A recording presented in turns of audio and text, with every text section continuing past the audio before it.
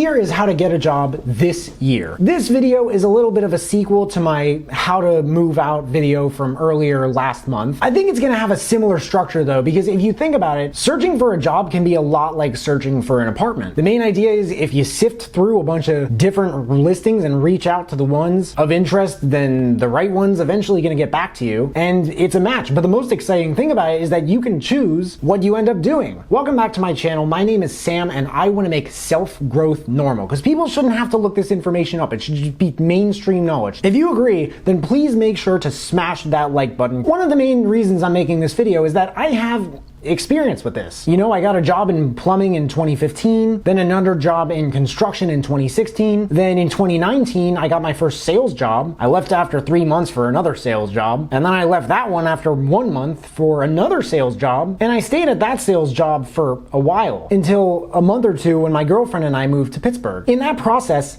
I was offered 3 different jobs. 2 of them by the same place. All of this is assuming that you already have like a resume. And by the way, these steps do not need to be done in this exact order. Number 1, determine what you are going to do. Is it something you want to do for the rest of your life? If it is, this still doesn't need to be some sort of set in stone decision. You can leave this place after 3 months, 3 years, 30 years, it's up to you. I don't know if you have a degree or if you're working on getting one. It depends on what your priorities are, and time will go by, but there's no pressure at the same time. Jeff Bezos worked for McDonald's when he was 22. And if you're older than 22, Sam Walton didn't even start Walmart until he was 44. This could just be a part-time job. You could be looking for more than one. You could be in the process of starting your own company or becoming an influencer and need money to put into it, but you also need to pay your bills at the same time. Anything that you are good at that can and will make you money in today's marketplace is worth strongly considering. Tomorrow's workplace even more so. If you're planning on doing something either on the side or eventually full-time, that's self-employed or something that requires a degree, this is up to you. So if you don't know but you want an idea, what are you good at? What do you enjoy doing? What is the most exciting thing to you that people want or need? For bonus points, write down a list of different positions. Ideally no more than 5 or even 3. Step 2, determine how much you want. A lot can be said about this being a step. Can we all at least agree that money is important? Yes, you do not need it to be happy, but a very reputable study, I believe from Princeton, has shown that most people who make a minimum of $75,000 a year are fulfilled. That is enough to afford a high enough quality of life in a first world civilization that a lack of it doesn't negatively affect your mood or base energy level. If your minimum goal is $75,000 and you can reach that, I'm pretty sure you would be good. Okay,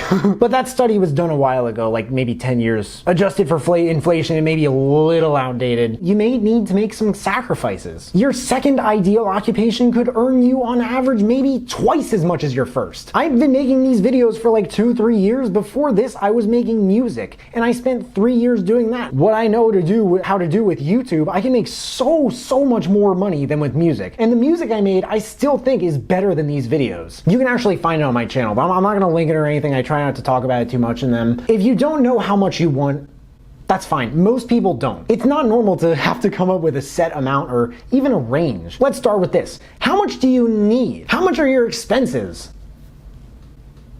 I don't genuinely want to know the answer to that, but I'm just saying it might be a very good idea to start there. And then however much more you want. Step 3, determine what you want in an employer. A lot of people might actually argue that this is more important than how much you get for what you do. There are a lot of places to find jobs, lots of apps, or you could go to like a temp staff agency. Maybe you have a friend or a family member who could pull some strings in their own profession. I've used some variety of all 3 of these. Ultimately, what worked best by far was an app called Indeed. Of every place I worked for, my very favorite was found using Indeed. I found the place I'm at now with Indeed. I don't know why it's called Indeed. I mean, what does that have to do with jobs? But why does any of this matter? Sam, what are you blabbering about and what's the point?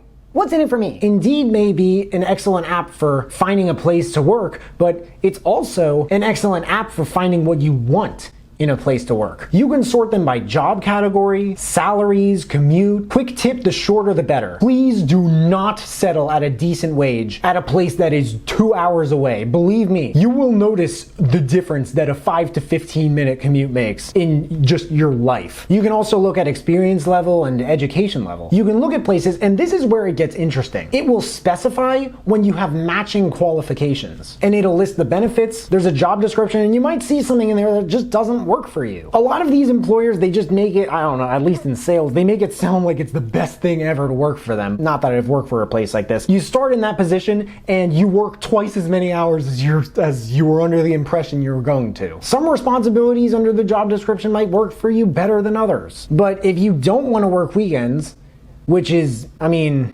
I sell cars. For a car salesperson, that's impossible, kind of. Some places will stress that you need to, and you can use that to further qualify or disqualify it. Now, something I hope is helpful, it's a quick story here. Before I left my last employer, I went to the managers and asked, hey, if you were let go, say the next thing you would do is find another sales manager position somewhere else. What would you look for in a dealership? There were 3 managers. Each of them had different answers, and each of them had worked there between 10 and 15 years. The first 2 told me similar stuff, you know, high Google review ratings, medium-sized dealer, not too big, so there's room for growth, high employee retention, so people like working for them, and it's very rare that employees quit until very, very long after hiring. Things like that, for the most part, that's what their answers were. The third manager just joked that he didn't plan to be let go. Figure out what you want. I understand it can be a lot to figure out, but it's not a lease, it's not a mortgage, you can leave your job. It's not like you're signing your life away. Everyone seems to be hiring nowadays, and everyone is paying well above minimum wage. If minimum wage is not still, what is it, like $7.25 an hour? Number 4, put together a resume. Believe it or not, on Indeed, this is actually extremely easy. When I was in trade school from 9th to 12th grade, we were taught how to format a resume that I've actually gotten compliments from employers on. It's not something you would expect to get compliments on. It's kind of a weird flex. I get so many compliments on the format of my resume. But I think a lot of the time when there's confusion about writing a resume, it has to do with formatting. Like, how do you format a resume? I wouldn't worry about this immediately because Indeed will format the resume for you. You can literally apply using the resume that you put together on the site. And a lot of the time, you can do it within the site. You don't even have to go through the trouble of putting a formal resume together. Although that does help, I will say, because some places, they might still want you to like send a formal resume to their manager's email or something like that. Most of the time, you don't have to do that. You just have to fill in some of your information. Okay, but what if a place that fits everything you want? What if it requires a formally put together resume and I don't know how to put together a formally put together resume?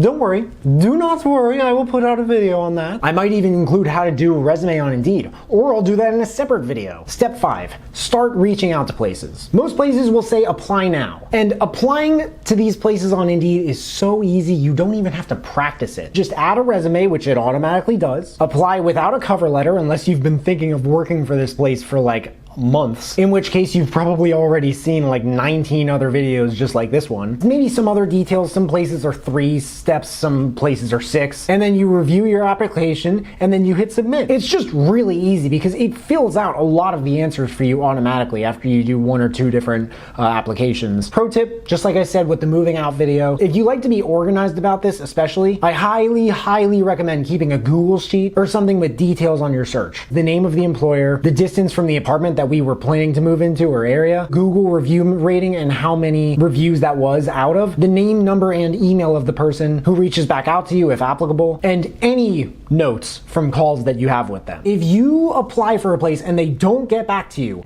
please do not be discouraged. This is a numbers game, and the more places you apply for, the better. The one I'm working at now was at the top of my A list of like 18 different places. And they reached out a day after I applied. And I was astonished, honestly, but that's why I'm making this video and sharing all this information, because there are people out there who look at the job market very overwhelmed and uncertain. And if anyone who ended up in their best case scenario can learn something from the process of doing so, maybe those people could hear it and learn something and convince themselves, even from a how-to video, that this is actually something that's possible. Step 6, go to interviews. This is also assuming that you know how to dress for an interview. I'm under the impression that most people know how. If you don't, you can look it up. It's not something I personally see myself making a video about. When you reach out to places, your objective, when they reach back out to you, is go for the interview. Go for the next step. You should always be looking to go to the next step. Places are either gonna get back to you saying that they're interested, or something about why they're not moving forward with you.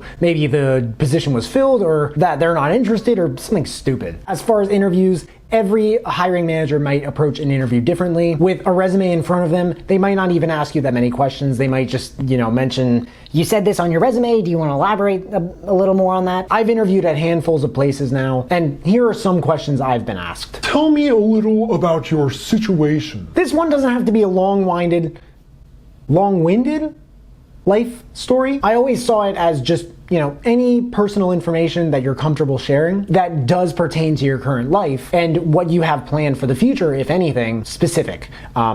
Where you live, who you live with, spouse, significant other, family, children, maybe pets, side hustle, especially one that you can use to add value to that job. What you do in your free time, especially if it's relevant to that job, anything that can help your case in being a quality candidate, definitely mention, especially if it is something that you strongly believe in that might align with what they believe in. Why did you go into this industry? Everyone's gonna have a different reason for why they want to go into an industry. Mine was that I always told people that I wanted to spend a massive chunk of my 20s helping others make important and difficult decisions, ones that a lot of thought tends to go into. And cars are just the perfect thing, might I add. When I started in the industry a year and a half ago, I literally knew nothing at all about cars. I honestly thought they were really uninteresting. But there are so many different reasons you might buy one car over the other. Anyway, I have a quick rant to go over here regarding how not to answer this question. And I think it's worth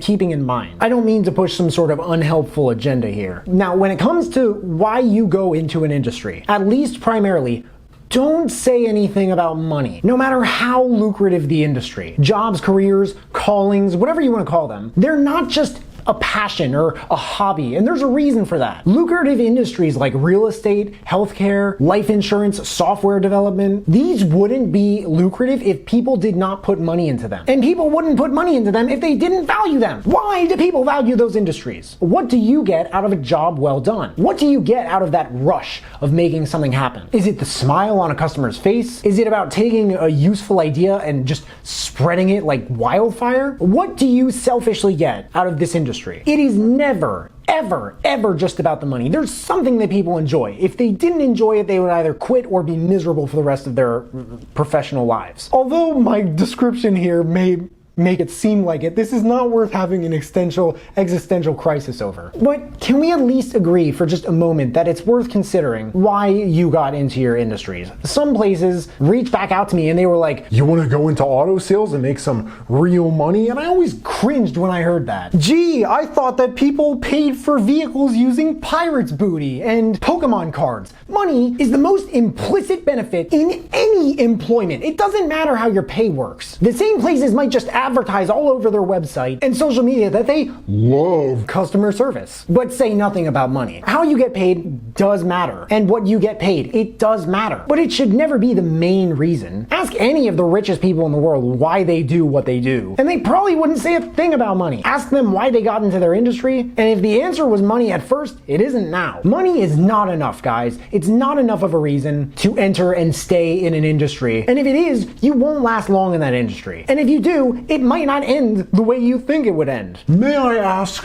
why you're leaving your current job? A place does not want to hear a sob story about how badly you were bullied or how you can't stand your coworkers or management. But hear me out, because I am not saying this to invalidate anyone's feelings. If you're not comfortable talking about the reason, a decent human being would respect you saying, I'm not very comfortable talking about it. You could say that it used to be really easy to work there, but there was a shift in management that resulted in a little bit of a toxic work environment, and I would prefer a more consistent setup in the positions of my superiors. And you could just leave it at that. If it's actually about the money, because let's be real, it can be. And it's a really good reason to leave a job. Any decent human being will appreciate that honesty. If they like how you present yourself and everything else, they might be happy to pay you more just to be on the team. If the place is interested, you'll probably know by the end of the interview. They might not even have to say anything. Regardless, they'll reach back out to you with the results. If you still feel discouraged if a place doesn't reach back out to you, or if a place does reach back out to you and say they're not interested, any place that wasn't interested in you, they probably don't deserve you. If it's because of underqualification, by the time they would be interested in you, let's just put it this way, you might be so far beyond who you were when you first applied to work for them that it's not even worth finishing the sentence. I have absolutely no idea why, but Apple Recruiting has been emailing me every single day now for weeks, asking me to consider working for them at that same store, which by the way is now 6 hours away from where I live. Just keep moving, keep going. Remember, you can't not have a job, because when you lose your job, your new job is to get a job. So that's how to get a job this year. Please let me know what you guys think in the comments. Is there anything I was missing? Do you guys have, any particular experience in this? If you guys like this video, I hope you got value out of it. Please make sure to smash that like button for the YouTube algorithm. Subscribe if you haven't already, because